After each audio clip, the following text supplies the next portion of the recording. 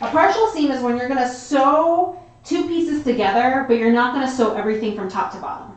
And it works really well for blocks like this, where there's a center piece. But if you notice that like a seam is this direction, here, here, and here, right? It ends up with a T.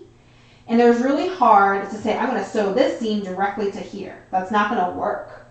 You want to be able to sew portions of this to then get everything and then sew the rest. So that's kind of what a partial seam, by definition, you are sewing just a portion of your seam. And we will start by doing probably here. I'm going to put this piece together. We're going to align it to the center piece. We're going to sew a little bit, back stitch on both sides, and it's going to get pressed open, or like pressed towards this outside piece.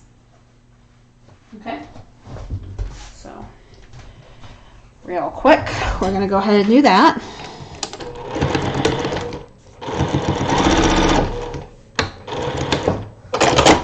Or not. Let me see. Bobbin. No, I have bobbin thread. I don't know what happened. There we go.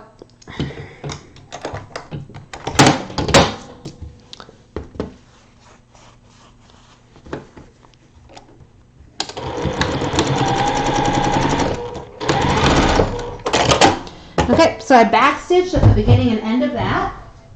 And what I'm going to go do with the iron is I'm going to press the seam open, like so. I'm not going to press the whole thing. I just want this section that where I'm going to connect the next piece to be pressed.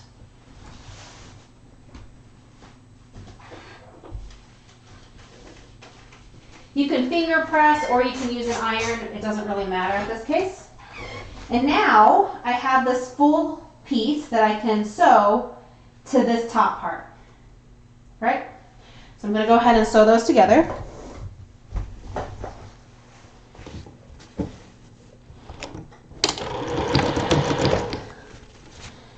Tuck the other piece away.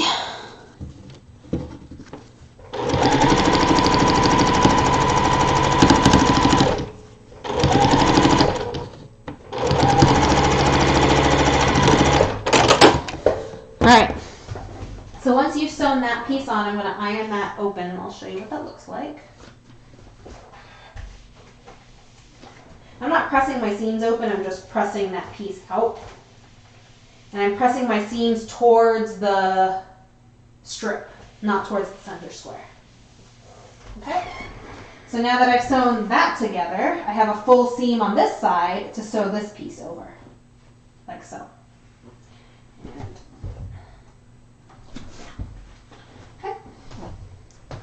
And sew those together. Sometimes these pieces, since I didn't check my seam allowances, may or may not be longer than the actual seam. That's okay. Ideally speaking, they should be the same size, but we can modify these later. We can trim up the square just because I wasn't super careful with my 1/4 inch seam sewing the strips together. Again, super beginner friendly. If your seam allowance isn't 100% right, you can always fix that. All right, so now we have our last little chunk, right? So this piece is still hanging out here.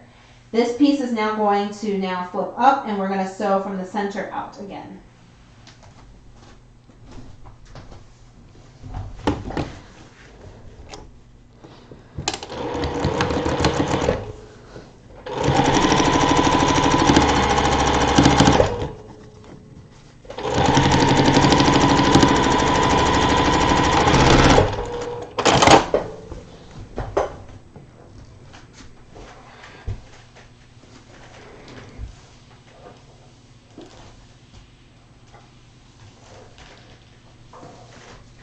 Alright, so now that I've pressed that seam down, right, so I've pressed all my seams away from the center square, I just have to finish this one last little seam that's left.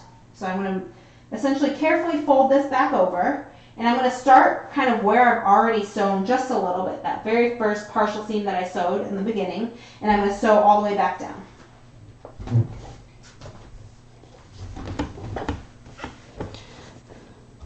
And this is very clearly why it's a little hard to chain piece partial seams.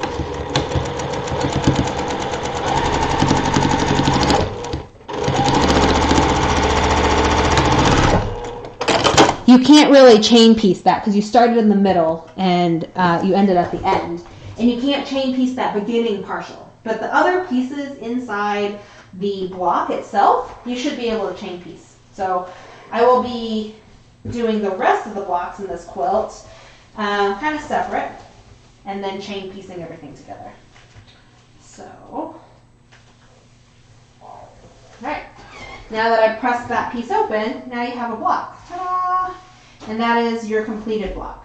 And that's how you do a partial seam. So we sewed a little bit here, then we sewed this whole seam, then this one, and then we finished out the rest of the seam. So